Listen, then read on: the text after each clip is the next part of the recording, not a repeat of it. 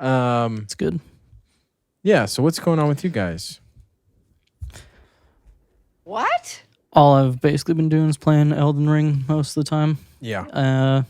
Just been messing around watching TV and stuff too, but it's greatest of all time. Go ahead. Yeah, go ahead. Tell me more about it. I mean, I seen some stuff online. I've seen some memes. I've seen some gameplay. It looks hard. A lot of the bosses look pretty cool. Yeah, I mean it's big Dark Souls. It's basically what everyone thought it would be. Breath of the Souls. I will say this, and I joked around about it to you guys, but I thought more about it, and I do feel like playing this game feel like how everybody probably did when they played Breath of the Wild, which I did not play, so I don't know, but I'm so used to open world games having, the checklist and all the icons on the map, and there's some games like Elder Scrolls or whatever where it's not icons everywhere until you get there, and then the icon shows up, and that's all it is. It's like checklists. Discovery. But Elden Ring, it's, same as what everyone says, I guess Breath of the Wild is. You can get a map, it expands as you find the pieces, and then I don't know where to go, really. I mean, there's this, I forget what they call it, but there's basically a light on the map that, like, points towards, like, main objectives, but it's not, like, a waypoint. It just says, hey, if you go this way, there's probably something. But for the most part, you just wander around. You might look at the map or look around and say that, hey, what's over there? Try to figure out how to get there. There's no climbing, so, some of the stuff you might see on a mountain, you got to figure out how you actually get up there. And sometimes it might be like a teleporter or something that you'll find later in the game, so you might spend 10 minutes thinking about how to get up somewhere and then not be able to. But I don't know. There's just a lot to do. I don't know really how much farther I have, but I've probably played for like close to 70 hours, I think, and I'm not done. But it's a nice mix where there's still like the same types of dungeons as the Dark Souls games, like big interconnected, interesting castles and stuff that you go through, and then you just go around the map and find like mini dungeons and bosses and stuff. And yeah, it's hard, but I do think I don't know. I said this to Sean because I would like him to try it one day, maybe buy it when it's on sale. But I do think compared to Dark Souls, at least when you get stuck, you can just leave and level up and go find other stuff to do and just come back. And it's not like in Dark Souls, there's basically nothing else you can do. You might be able to go find like a optional area or something. But if you're stuck at a boss, I mean, you just have to beat the boss to progress, where I know Ed, one of my friends, basically got to the first boss, and he only tried a couple times, like the first real boss in the game. He tried a couple times and decided, you know what, I'm probably not high enough level. I'm going to come back, and he just spent probably like 10, 15 hours just doing other stuff, and then went back and destroyed the boss now that he, was better at the game. Yeah, I think that's what frustrated me a lot about Dark Souls and Bloodborne was that you like had to just die at the same boss 2,000 fucking times before you finally beat him the once, right? And I mean, I'm not gonna say I'm any good at those games, but I felt like it was really frustrating to feel like I was never progressing because I just wasn't dodging enough, right? Like I wasn't dodging at the right exact time.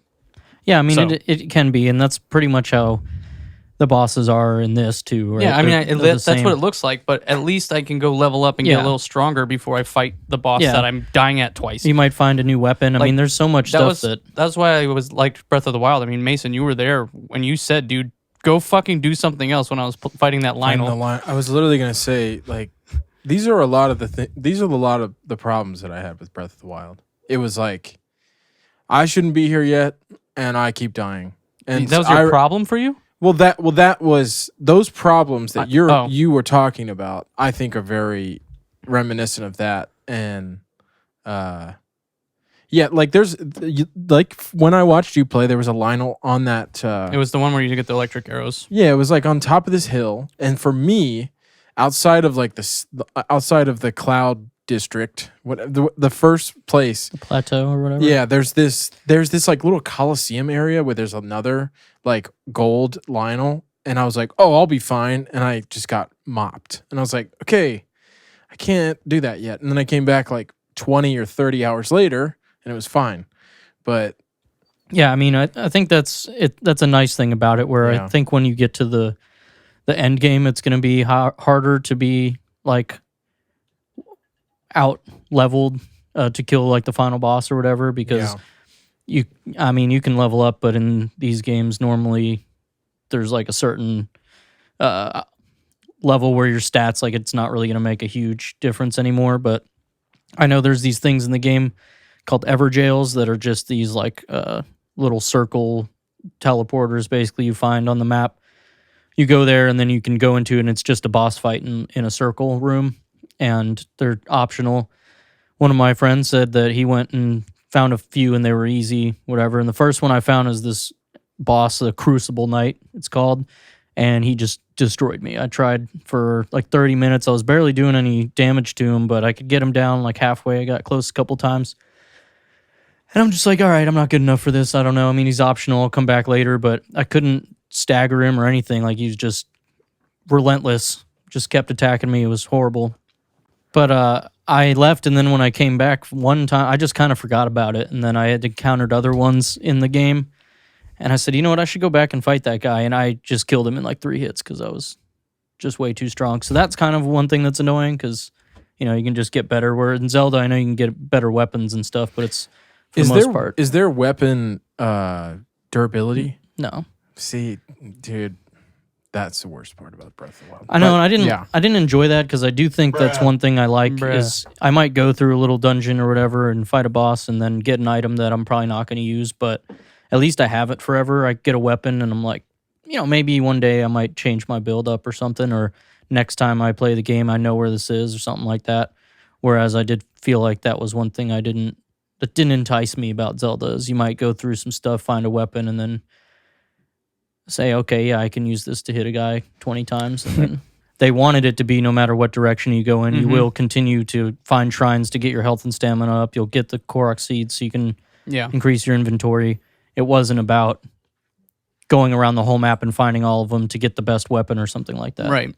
So, I mean, I don't have to go into it too much more, but I do think Elden Ring, I enjoy that all of it's so random. With, you might go in here and find a cool weapon or an item or whatever. Like I said, maybe you won't use it, but I don't know. At least I come out and I got more experience, runes, basically the souls and stuff. So you can level up or whatever it may be. But the one thing that's crazy is, I think I've been talking to friends that have played it, and even in like the starting area, I would go back through and then find something I missed, a dungeon or something, and I'll constantly have people ask, oh, have you seen this yet, or have you done this? Or I'll walk over and see one of my friends playing, and I'm like, where the heck I don't even know where you are, because the map isn't, I mean, it's big, but it's not, when you look at it, like, holy crap, this is the biggest map I've ever seen, but it's really dense. I mean, I'll walk by the same place and realize I missed a hole in the ground that is another dungeon or something. So I think that's pretty cool. That does kind of like draw me to the game and make me want to play it, because I think that was one of my biggest frustrations with Dark Souls and Bloodborne, was that I wanted to explore and look at the land, and I felt locked out of it because I wasn't good enough. And yeah, I mean, they're more linear, right? Yeah, I mean, that's just how it is. But maybe that's what I needed, was Breath of the Dark Souls. Yeah, I mean, it's, You sure about that? It's cool, man. I do think that I enjoy how they have it set up, and still the like castle dungeons and stuff are pretty extensive. I mean, there's a lot of the same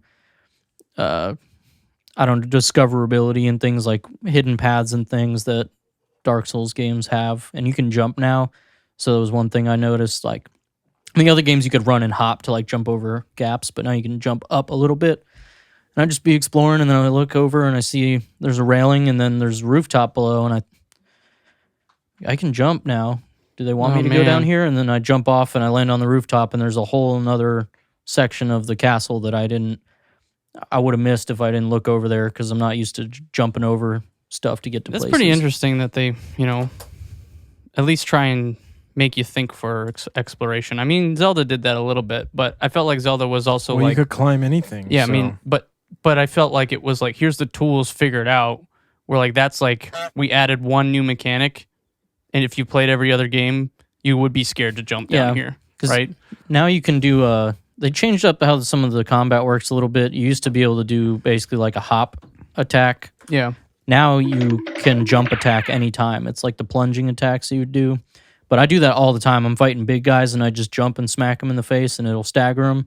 Sometimes I gotta be cheap and I do it 3 times until they get knocked down. And, you know, it's cool because that wasn't in the other games. But I don't know. Long story short, it is big Dark Souls. I mean, the combat is by and large the same. They've changed up a few things in the game that I think are pretty neat just for how, like, the systems work.